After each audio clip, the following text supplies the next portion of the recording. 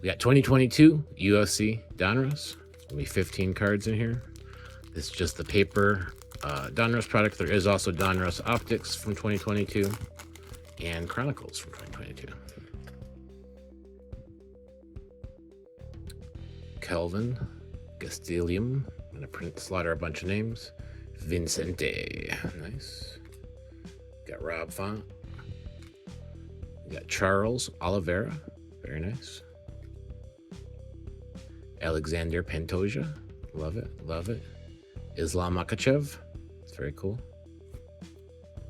We got a rated rookie, Rogerio Bontoran, slaughtering that name, sorry my friend. Ooh, we got a Crunch Time, a Khabib. Very cool. A Magicians of Conor McGregor. It's very cool. I don't think I've ever seen one of those before. And have it be a Conor is always good. Antonio Rodrigo Noriega. We have Cub Swanson. Brad Tavares.